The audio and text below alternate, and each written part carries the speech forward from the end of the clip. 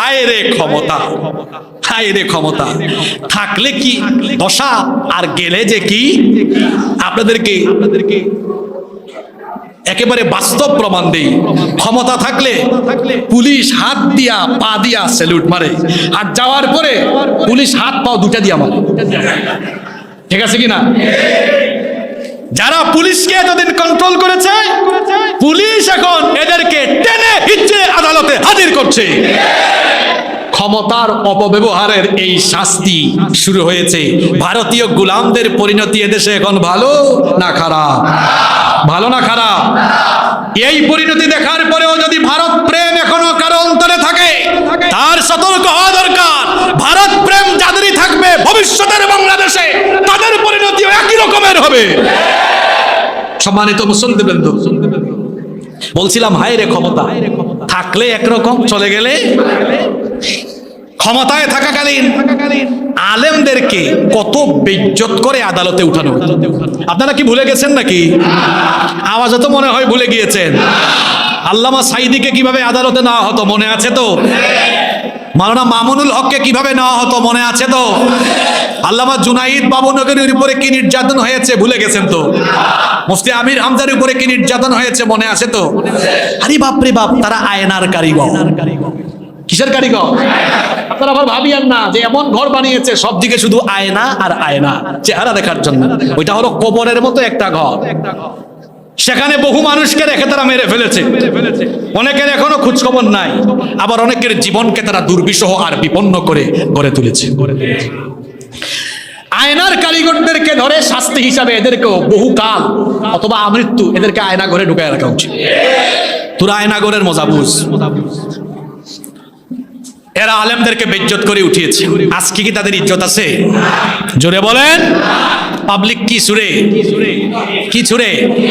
পচা ডিম, তাও ভালো ডিম। আর কি মারে? কি মারে? কিন্তু আলেমদেরকে যখন উঠানো হয়েছে, আশেপাশে থাকা দাঁড়িয়ে থাকা মানুষদের হৃদয় কেঁদেছে কি কাঁদে নাই? সারা বাংলাদেশের মানুষ তাদের জন্য দোয়া করেছে কি করে নাই? এই জালিমদের জন্য কেউ দোয়া করে? কারো ভালো লাগে? কেউ কাঁদে? এই কথাটাই আল্লাহ কোরআনে বলেছেন। সূরা দুখানের 44 নম্বর আয়াতে আল্লাহ জালিমদের কথা বলছেন, ফামা বাকাত আলাইহিমুস সামাউ ওয়াল আরদু ওয়া মা কানু মুনযারিন। এই জালিমদের জন্য এদের কৃতকর্মের শাস্তি আসলে আসমানেরও কেউ কাঁদবে না, জমিনেরও কেউ কাঁদবে না। আজকে তাই হচ্ছে, কেউ তাদের জন্য আফসোস করে না। সালমানের দশা কি হয়েছে জানেন তো আপনারা? এমন নাফরমান সে, ক্লিন শিপ, একেবারে সাফা চাট। এরা আমাদেরকে বলে ধর্ম ব্যবসায়ী, অথচ তার মতো ধর্ম ব্যবসায়ী আর আছে? আমাদেরকে যারা ধর্ম ব্যবসায়ী বলে, এরা আসল ধর্ম ব্যবসায়ী। কারণ এরা নির্বাচন আসলে সিজনাল টুপি আর সিজনাল পাঞ্জাবি গায়ে দেয়। আমাদেরকে যারা ধর্ম ব্যবসায়ী বলে, তারা কিন্তু নির্বাচন আসতে পরে শাহজালাল রহমতুল্লাহ আলাইহির মাজার থেকে মাজার জিয়ারত করে নির্বাচনী প্রচার আরম্ভ করে। তাহলে আসল ধর্ম ব্যবসায়ী আমরা না ওরা? জোরে বলেন। কি জাতের নাফরমান? সব কেটে ফেলেছে। আমি তো প্রথমে দেখে তারা চিনতেও পারি, দুইটা একসাথে পালায় যাচ্ছে। তাও নৌকার মাঝি, আবার পালায় যাচ্ছে কিসের মাঝি হয়ে? নৌকা আর মাছের মাঝি। একটারে ধরে যখন নিয়ে যাচ্ছে, আরেকটা বলে আমারে ধরছেন, ওইটারে ছাড়েন কেন? হেরাও চিনে না ওইটাকে, কয় চিনেন না, এটা তো ওইটা। আপনাদেরকে হাসানোর জন্য বলছি না, আপনি যত জুলুম করবেন এর বদলা পাবেন, ঠিক কিনা? এরপরে দুই চোরকে বাদ দিছে কেমনে দেখছেন? দেখছেন কিনা আপনারা? তোমরা আলেমদের হাতে রশি দিয়ে আলেমদেরকে বেইজ্জত করেছো, আল্লাহ তোমাদেরকে গোটা জাতির সামনে বেইজ্জত করেছেন। দুই চোরকে এমন ভাবে বাঁধা রাখছে, দেখলে মনে হয় মানুষের গরু চুরি করছে। পরিণতি এমনই। তোমরা আলেমদেরকে যেভাবে বেইজ্জত করেছো, আল্লাহ তোমাদেরকে সেভাবে গোটা জাতির সামনে আজকে বেইজ্জত করে দিয়েছে। আরেক মহিলার কি অবস্থা হয়েছে দেখছেন তো আপনারা? আদালতে উঠে শুধু কাঁদে। আর তার কুকীর্তি কেমন! ওই যে আল্লাহ কোরআনে বলেছেন এরা সামান্য হাসুক এরপরে এত কাঁদবে। আমরা গত 1-1.5 যুগ আপনাদেরকে ওয়াজ শুনাইছি, আপনারা মনে মনে বলতেন হুজুররা তো বলে এরা হাসুক এক সময় কাঁদবে, বিশ্বাস হতো না। আজকে আল্লাহর কোরআনের আয়াতগুলো বাস্তবে চোখের সামনে আপনারা দেখছেন কি দেখছেন না? এরা এখন কি করে, জোরে বলে। এই কাদা শেষ নয় গো, এটা তো মাত্র শুরু, এটা মাত্র শুরু, এটা মাত্র শুরু হয়েছে। পাবলিক পচা ডিম মেরেছে। এই মহিলার কি কারবার, ভিসি নিয়োগে কয় কোটি টাকা, জোরে বলে। আর অধ্যক্ষ প্রিন্সিপাল পদে নিয়োগের জন্য কি জাতের চুন্নি মহিলা। আপনারা চট্টগ্রামে মহিলা চরকে কি বলে? আমাদের সিলেটে আঞ্চলিক ভাষায় বলে চুন্নি, আপনারা কি বলে? চুন্নি। ওই একই কথা, মাঝখানে র ফালায়া দেন। কি জাতের চুন্নি মহিলা চিন্তা করেছেন আপনারা? এভাবে তারা দুর্নীতি করে করে সম্পদের পাহাড় করেছে। এই মহিলা শিক্ষা ব্যবস্থাকে শেষ করে দিয়েছে। বান্দ্রামি শিক্ষা ব্যবস্থা নিয়ে এসেছে, গোটা শিক্ষা ব্যবস্থাকে পরিবর্তন করে এই জাতি এই সভ্যতাকে নষ্ট করে দেওয়ার তারা ষড়যন্ত্র করেছিল। আর আরেকজন আইনমন্ত্রী, আইনের চেয়ারে বসে যা করেছে সব বেআইনি করেছে। একটা কাজও কি আইনি কাজ করেছে? ভালো ভালো মানুষদেরকে বেআইনি ভাবে বিভিন্ন রকমের হেনস্থার সম্মুখীন করা হয়েছে রাষ্ট্রীয়ভাবে। ক্ষমতা ছাড়ার 4-5 দিন আগে এমন বেআইনি কাজ করেছে, এই দেশে ইসলামী রাজনীতি নিষিদ্ধ করে দেওয়ার পরিকল্পনা তারা করে নিষিদ্ধ করে দিয়েছে। আর আল্লাহ এমন সাইজ করেছে, 4-5 দিনের মাথায় আল্লাহ তাদেরকে এমন ভাবে নিষিদ্ধ করেছেন, আজকে ওই দলের নাম ঘর থেকে বের হয়ে সাহস করে উচ্চারণ করার মতো একজন মানুষ বাংলাদেশে না আছে। তোমরা এদেশে ইসলাম আর ইসলামী আন্দোলনকে বরদাস্ত করতে পারোনি, ইসলামী রাজনীতিকে নিষিদ্ধ করে দিয়েছিলে। এখন তোমরা যে কত সময়ের জন্য নিষিদ্ধ হয়েছে এটা আল্লাহই ভালো জানে। এই প্রজন্ম এই নামকে গালি হিসাবে ব্যবহার। ডিজিটাল নিরাপত্তা আইন মনে আছে তো আপনাদের? আরে বাপরে বাপ, ফেসবুকে কিছু লিখাও যায় না, কিছু বলাও যায় না। এই ডিজিটাল নিরাপত্তা আইন বানিয়ে বহু নিরপরাধ মানুষকে তারা বছরের পর বছর কারাগারে রেখে নির্যাতন করেছে। আপনারা কি ভুলে গিয়েছেন? আইনমন্ত্রী সব বেআইনি কাজ করে এখন সব দোষ চাপায় দিচ্ছে উনার উপরে। তারপরে আরেক সন্ত পলক দেখালেন কি ঝলক। এই লোকটা এত ঝলক দেখিয়েছে, এখন সব বের হচ্ছে। ইন্টারনেট এটা নাকি অটোমেটিক বন্ধ হয়ে যায়। আর তার বক্তব্য শুনলে ছোট ছোট বাচ্চারা এমন বিনোদন পাবে যে সারাদিন হাসবে। এক এক দিন এক এক রকমের কথা বলে। আমি 19 তারিখ জুমার খুতবায় বলেছিলাম আপনাদেরকে, আপনাদের মনে আছে কিনা? আমি বলেছিলাম যে এই সরকার ইন্টারনেট বন্ধ করে দিয়ে এদেশে গণহত্যা চালাচ্ছে। আমি যে 19 তারিখ যে কথা বলেছিলাম, সংসদ ভবনে গণখবর কি পাওয়া যায় নাই? কথাগুলো কি এমনি এমনি বলেছিলাম? আগে থেকেই আমরা সতর্ক করে রেখেছিলাম এবং যা বলেছি তাই হয়েছে। ইন্টারনেট বন্ধ করে দিয়ে এরা নির্বিচারে মানুষ হত্যা করেছে। এই পলকের ঝলক এখন দেখা যাচ্ছে। এটাও কান্দে, এটাও কি করে? আরো কান্নাকাটি মানুষ দেখবে, আরো কত শয়তান বাকি আছে, আরো কত শয়তান বাকি। আমরা বলবো কাউকেও যেন ছাড় দেওয়া না হয়। যারা যে অপরাধ করেছে বিচারের আওতায় এনে তাদেরকে শাস্তি দিতে। তারা মানবতা বিরোধী অপরাধের বিচার করেছে, অথচ তারা গত 15 বছর যা করেছে, বিডিআর বিদ্রোহ, 13 সালে শাপলা চত্বরের উপর নির্বিচারে হত্যাযজ্ঞ, তারপরে 18 সালে কুটা আন্দোলনকারীদের উপরে, সড়ক আন্দোলনকারীদের উপরে নির্বিচারে হত্যাযজ্ঞ, 24 জুলাইয়ের আন্দোলনে নির্বিচারে হত্যাযজ্ঞ চালিয়ে এরা মানবতা বিরোধী অপরাধ করেছে। ট্রাইব্যুনাল আগেরটাই থাকবে, বিচার নতুন করে শুরু হবে।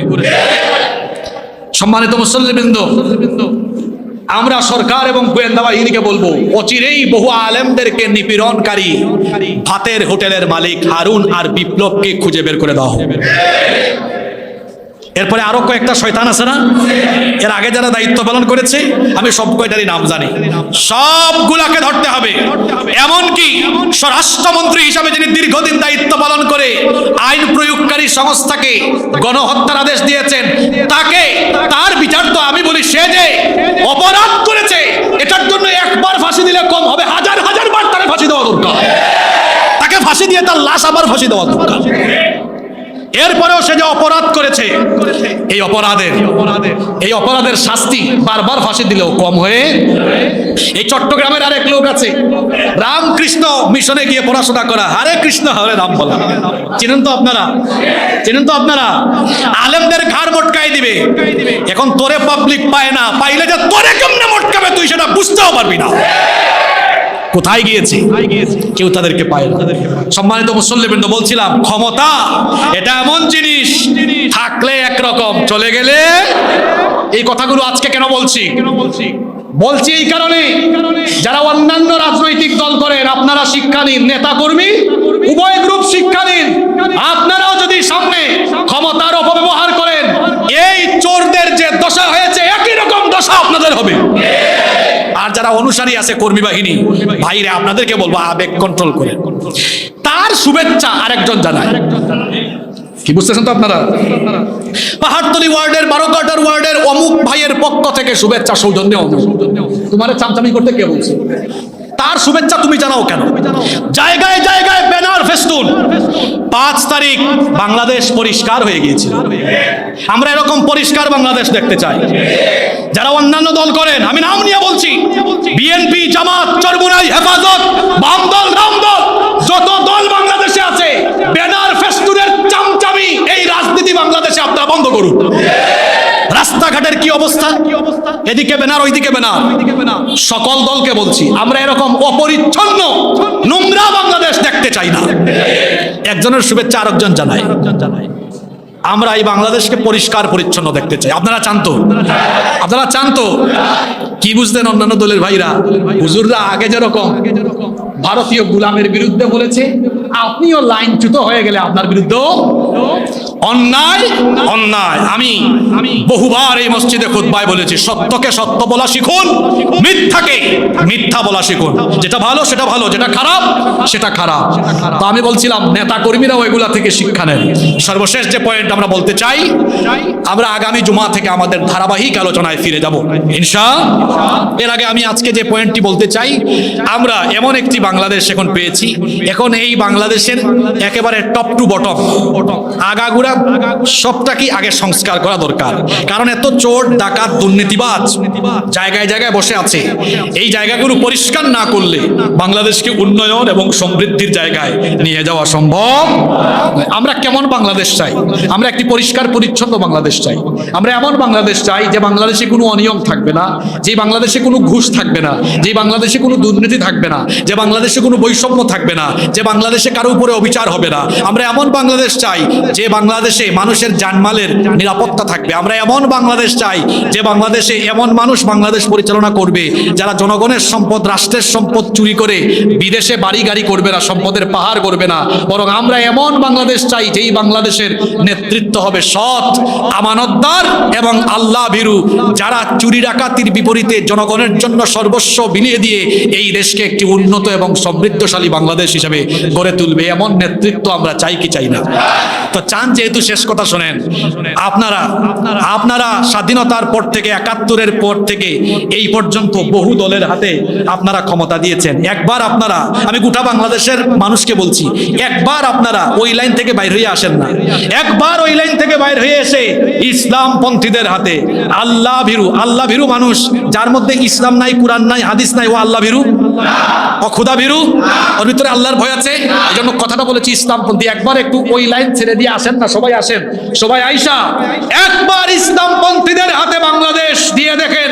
এই বাংলাদেশে চুরি ডাকাতি, অনিয়ম, ঘুষ, দুর্নীতি থাকবে না। আপনাদের স্বপ্নের কাঙ্ক্ষিত বাংলাদেশ আপনারা উপহার পাবেন ইনশাআল্লাহ।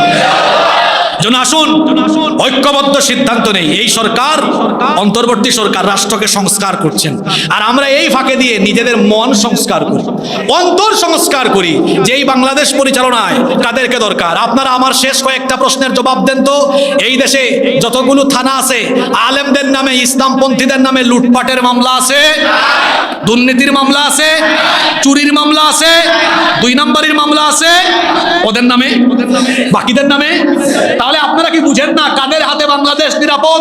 আপনারা সরেজমিনে দেখুন, তথ্য দিন।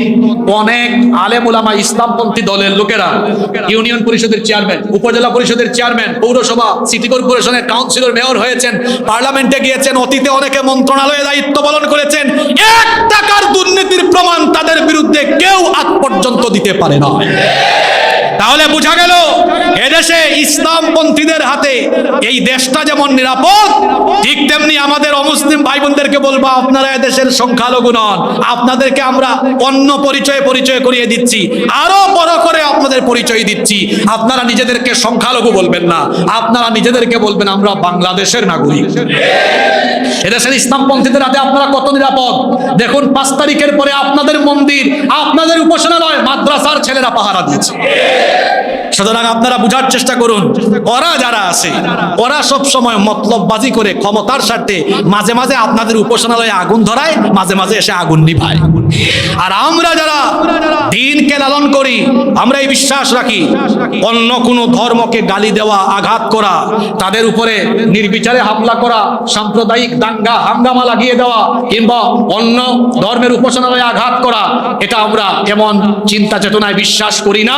কারণ এটা আমাদেরকে আল্লাহ নিষেধ করেছেন, রসুল নিষেধ করেছেন। আমরা হচ্ছি পরধর্ম সহিষ্ণু জাতি। সুতরাং আজকের বক্তব্যের শেষে আমি যেই কথাটি বলতে চাই সেটি হচ্ছে, হিন্দু, খ্রিস্টান, বৌদ্ধ, মুসলিম সহ এদেশের সকল ঘরানার, সকল বর্ণের, সকল ধর্মের, সকল মতের সকল মানুষকে বলবো, আপনারা 52-53 বছর ধরে বহুজনের হাতে দিয়ে বহু কিছু দেখেছেন। একবার আপনারা এই ইউনূস সাহেবের সরকার রাষ্ট্র সংস্কার করুক, আর আপনারা যে সময়টুকু পাবেন হৃদয় সংস্কার করেন, অন্তর সংস্কার করেন, অন্তর সংস্কার করে মাথাটা ফ্রেশ করে এই আমানতদার খোদাভীরু মানুষদের হাতে এদেশের নেতৃত্ব দিয়ে দেখেন, বাংলাদেশ পাল্টে যাবে।